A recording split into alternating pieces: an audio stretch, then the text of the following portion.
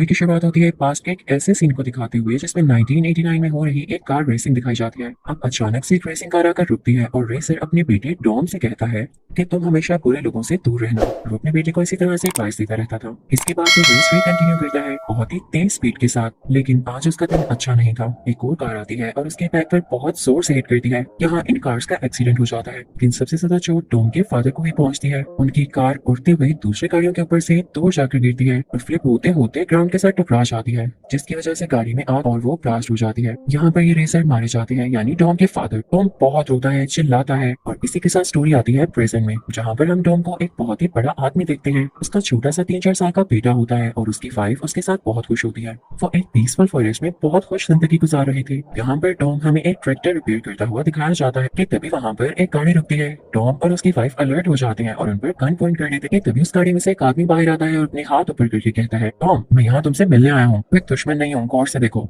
उस गाड़ी में से जो टोटल लोग निकले थे वो 3 होते हैं। एक आदमी जिसका नाम तेज होता है, उसका साथी और साथ एक और लड़की। अब वो लोग टॉम को बताते हैं कि एक बूढ़े आदमी ने उन्हें बताया है साइफर जो कि सुपर विलन है और वो बहुत खतरनाक औरत है, उसे पकड़ तो लिया गया था लेकिन पर्पसली यानी जानबूझकर जिस प्लेन में उसे पकड़ कर ले जाया जा रहा था उसे क्रैश कर दिया गया ताकि लोगों को लगे कि ये मर चुकी है। उस वक्त बूढ़े आदमी का उस पर पूरा पूरा होल्ड था कि उसने उसको पकड़ लिया था, लेकिन वो फिर भी भाग गई। अब इस टीम में से जो लड़की होती है वो डॉम को फोर्स करती है कि आप हमारे साथ उस जगह पर आए जहाँ पर ये प्लेन क्रैश हुआ था ताकि हम वहाँ से कुछ एविडेंस इकट्ठे कर सकें। तो डॉम कहता है नहीं, मैं आफ्टर टाइट हूँ और इन कामों से दूर ही अपनी फैमिली के साथ खुश हूँ। अब रात में डॉम के बीवी को कुछ ख्याल आता है तो जाकर डॉम से कहती है हमारी टीम ने हर मुश्किल काम में हमारी मदद की है और मैं भी उनकी मदद करने जा रही हूँ। वो बाहर जाती है, इससे पहले अपने बेटे को प्यार करती है और फिर अपनी बाइक को प्यार करने लगती है। अब सीन कट होता है। दूसरी तरफ अब हम उन चारों को यानी डॉम की वाइफ, एज उसका साथी और वो यंग गर्ल, इनको देखते हैं कि वो प्लेन में चढ़ रहे होते हैं। लेकिन यहाँ पर डॉम की भी एंट्री होती है। वो अपनी कार में यहाँ तक आता है और डिसाइड करता है कि वो भी इनके साथ जाएगा। अब ये लोग बहुत लंबा सफर करते हैं, उस जगह तक पहुंच ही जाते हैं जहाँ पर ये प्लेन क्रैश हुआ था। उन्हें प्लेन भी मिल जाता है। फिर उस यंग लड़की को वहाँ पर कुछ आवाज आती है जो कि एक सिग्नल की होती है। वो एक मशीन से आ रही होती है। ये लड़की बहुत अच्छी हैकर थी तो इस मशीन को हैक करते हुए खोल लेती है तो उसमें से एक शाइनी ब्लैक बॉक्स निकलता है जो कि कोई डिवाइस लग रही है, लेकिन इन लोगों को उसे खोलना नहीं आता था। ये लोग सोच रहे होते हैं कि इसको कैसे खोला जाए, तभी वहाँ पर मिलिट्री आ जाती है और इन पर फायरिंग करने लगती है। ये सब यहाँ से भाग जाते और ऐसी जगह पर पहुंच जाते हैं जहाँ पर माइंस थी, यानी वो माइन लैंड था।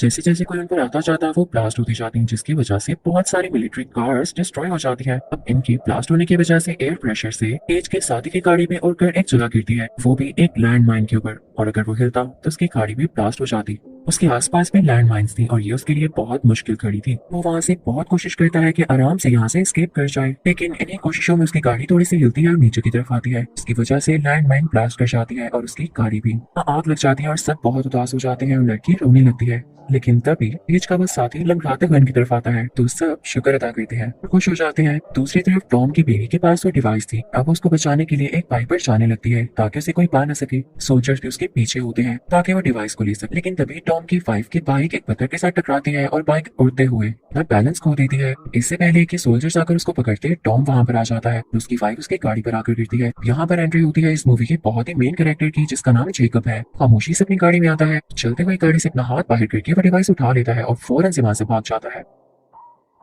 टॉम अपनी बीवी से कहता है गाड़ी के अंदर बैठो। वो फौरन से गाड़ी के अंदर बैठती है, गाड़ी की खिड़की के थ्रू। अब वो लोग जेकब को चेस करने लगते हैं। टॉम बहुत कोशिश करता है कि उसकी गाड़ी के आगे निकल जाए, लेकिन पीछे से मिलिट्री हेलीकॉप्टर्स, उनका अलग ही इशू था। वो लोग इन पर मिसाइल्स फेंकने लगते हैं, इनको शूट करने लगते हैं, लेकिन लकीली कोई भी मिसाइल इनको नहीं लग पाता। जेकब अपनी गाड़ी खाई में गिरा देता है बिना किसी डर के, क्योंकि वो डिवाइस किसी सूरत में इनको नहीं दे सकता था। पर उसे गिरने से पहले एक प्लेन आता है और अपनी मैग्नेटिक फील्ड ऑन करते हुए उसकी कार को अपने साथ स्टिक कर देता है। अब मिलिट्री इन दोनों के पीछे होती है, इनकी कार्स पर ब्लास्ट करने लगती है, लेकिन अब टॉम भी अपनी गाड़ी को उस खाई में ले जाने लगता है। उसकी वाइफ उससे कहती है कि आगे ब्रिज नहीं है, लेकिन टॉम उसे ट्रस्ट करने का कहता है और खाई की तरफ गाड़ी ड्राइव कर लेता है। वहाँ पर एक छोटा सा पिलर होता है जिसके साथ रस्सी बंधी होती है। अब टॉम उसकी तरफ गाड़ी ड्राइव करता है और उस रस्सी से होते हुए गाड़ी उसी रस्सी के साथ अटैच हो जाती है और फ्लिप करते हुए दूसरी हिल तक पहुंच ही जाती है। वो ओल्ड मैन इनको अपने प्लेन से वहाँ से सबको बुला लेता है। यहाँ टॉम की वाइफ सबको बताती है कि जेकब कोई और नहीं बल्कि टॉम का ही भाई है। जब टॉम के फादर का एक्सीडेंट हुआ था जेकब भी वहीं पर था। एवरीवन वाज सेइंग कि उनकी डेथ जेकब की वजह से हुई थी। वहाँ पर टॉम को काफी गुस्सा आ जाता है और वो उसी आदमी के मुंह पर पंचेस मारने लगता है, लेकिन वो आदमी ज्यादा जख्मी हो जाता है तो डॉम को जेल हो जाती है। जब डॉम जेल में जाता है तो देखता है कि जेकब भी वहीं पर है, तो वो सोचता है कि हो सकता है वो आदमी सच कह रहा हो, तभी तो जेकब यहाँ पर आया।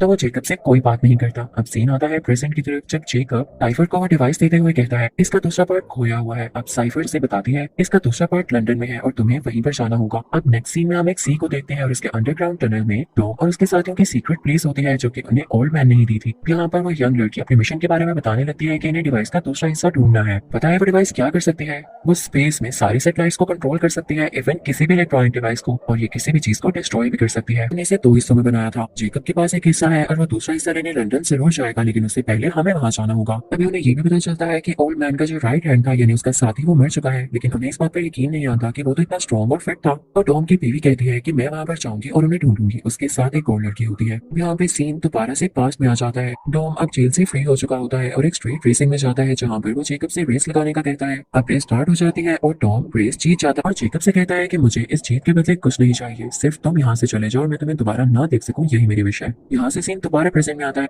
टॉम किसी से जेकब के ड्रेस के बारे में पूछ रहा होता है और दूसरी तरफ टॉम की बीवी बूढ़े आदमी के साथी को ढूंढने जाती है। वो लोग एक घर में जाते हैं, कुछ लोग उन्हें मारने की कोशिश करते हैं और लड़कियों को धक्का देते थे। तो उनकी टक्कर वहाँ टीवी से होती है। वो लड़कियां भी उन्हें पुश बैक करती हैं, लेकिन तभी तो खड़ा एक आदमी उनको शूट कर देता है जो लोग उन लड़कियों को सता रहे थे। और पता है ये कौन होता है? ये वही आदमी होता है, उसी ओल्ड मैन का साथी जिसे ढूंढने ये लोग यहाँ पर आए थे। ये तीनों इस आदमी को देख के बहुत खुश हो जाती हैं और उसे गले से लगा लेती हैं। हमें लंदन सिटी का सीन दिखाया जाता है। तेज और वो यंग लड़की वहाँ पर उस डिवाइस के सेकंड पार्ट को ढूंढने के लिए गए होते हैं। टॉम भी वहाँ गाड़ी में आता है और उसे पता चलता है कि जेकब ने ऑलरेडी उस डिवाइस के सेकंड पार्ट को ले लिया है। जेकब जो कि एक वायर के साथ लटक कर वहाँ से भाग रहा होता है। टॉम भी बिल्डिंग्स पर से जंप करता हुआ आता है और उसे पकड़ लेता है। वो दोनों शीशे के साथ लगते हैं और शीशा टूट जाता है तो वो बिल्डिंग के अंदर आगे गिरते हैं। वो एक बेड पर होते हैं और अब टॉम जेकब के ऊपर आकर उसे पंचेस मारता है। उसके फेस को बहुत बुरी तरह से हर्ट करता है, लेकिन जेकब खुद को बचाते हुए वहाँ खिड़की से बाहर जंप लगा देता है। अब एक ट्रक के अंदर गिरता है, लेकिन वहीं से वो अपनी गाड़ी के अंदर बैठता है। बहुत तेजी से ड्राइव करने लगता है, लेकिन डॉम भी उसके पीछे ही होता है जो कि अब ट्रक की फ्रंट सीट पर बैठ चुका था, क्योंकि उसके साथ ही यानी वही यंग लड़की इस ट्रक को ड्राइव कर रही होती है। अब वो कार को चेंज करने लगते हैं। जेकब बहुत ज्यादा तेज ड्राइव कर रहा होता है और ड्राइव करते करते बिल्डिंग की तरफ चला जाता है, लेकिन ये यंग लड़की उस ट्रक का मैग्नेट ऑन कर देती है, जिससे ये ट्रक जेकब की कार को अपनी तरफ खींच लेता है और ये उस ट्रक के साथ स्टिक हो जाती है। एक रिच बिजनेसमैन को ये खबर मिलती है। ये वही आदमी होता है जो जेकब के साथ साइफर के पास जेल में गया था और उसे ये भी पता था कि जेकब अपने मिशन पर है ताकि वो डिवाइस का सेकंड पार्ट ले सके। उसे बहुत गुस्सा आता है कि कहीं डॉम उसे पार्ट छीन न ले। ये सोल्जर्स को ऑर्डर देता है कि वो डॉम और उसके साथियों को ढूंढे या चाहे मार दे।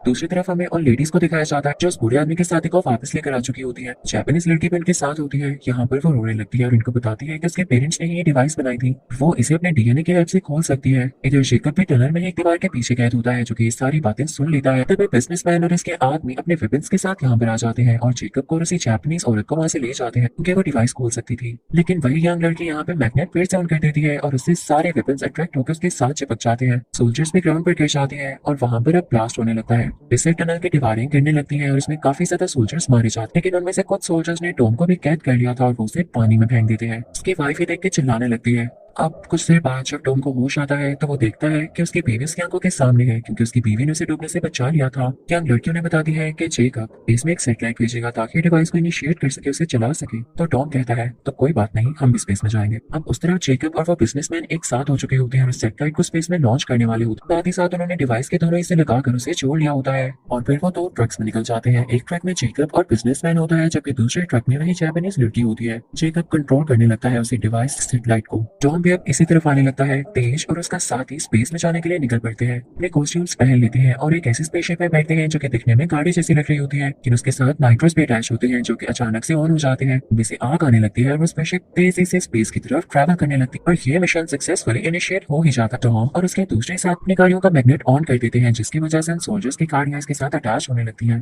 ट्रक में बिजनेसमैन जेकब से कहता है कि क्या तुम छत पर जा सकते हो, एंटीना हिल गया है और मैं कनेक्ट नहीं कर पा रहा। तो जेकब अब उस बस के छत पे यानी उस ट्रक की छत पे एंटीना को ठीक करने जाता भी एक हैवी आदमी उसके पास आता है जो कि उसे मारने के लिए वहां आया था। तो जेकब बिजनेसमैन से कहता है ये क्यों आया है और मेरी तरफ क्यों बढ़ रहा है। तो बिजनेसमैन से कहता है जेकब समझा करो, साइफर अब मेरे साथ है और जब वो मेरे साथ है तो मुझे तुम्हारी क्या जरूरत है, इस वजह से बाय बाय जेकब। अब जेकब और उस आदमी में फाइटिंग होने लगती है। वो आदमी उसे पुश करके बस की छत पे ही गिरा देता है। शोल्डर से एक दूसरे को नीचे गिराने की कोशिश कर रहे होते हैं कि उसने जेकब को ट्रक से नीचे धक्का दे दिया, लेकिन इससे पहले कि जेकब ट्रक से नीचे गिरकर इंश्योर्ड होता, डॉम वहां पर आ जाता है और ट्रक के साथ अपनी गाड़ी लगाकर जेकब को बचा लेता है। जेकब गाड़ी के अंदर जाता है और इस तरह से उसकी जान बच जाती है। फिर जेकब एक और गाड़ी लाता है और अब दोनों गाड़ियां ट्रक के आस पास होती हैं, यानी दोनों तरफ होती हैं। ट्रक आगे की तरफ टिल्ट होने लगता है कि ये दोनों अपनी गाड़ियों को इस तरह से आगे कर रहे थे कि ट्रक भी आगे की तरफ मूव कर रहा था और ट्रक पलट जाता है, यानी फ्लिप हो जाता है। अब टॉम और वह यंग लड़के ट्रक के ऊपर जाते हैं और उसमें ग्रेनेड्स फेंकने लगते हैं, इससे ट्रक में मौजूद सब लोग मारे जाते हैं और वो लड़की भी उसके अंदर से वो डिवाइस लेकर आ चुकी थी। अब ऊपर स्पेस में हम देखते हैं कि तेज और उसका साथी काफी परेशान हो रहे होते हैं कि उनकी स्पेसशिप में खराबी आ गई थी। तो वो सोचते हैं कि खराब तो हो ही चुकी है और सेटेलाइट को तबाह करना इतना आसान नहीं है, तो हम इसी से सेटेलाइट को टक्कर मारेंगे ताकि ये डिस्ट्रॉय हो जाए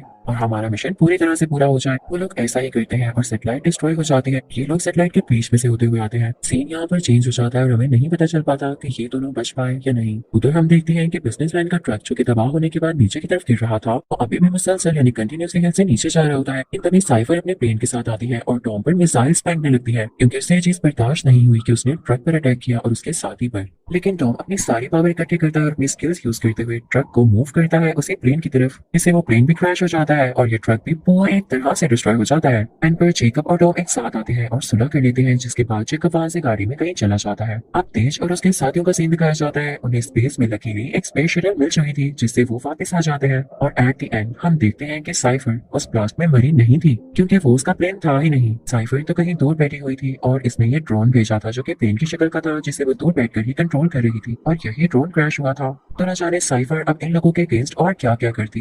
लेकिन इसी के साथ ये मूवी का पार्ट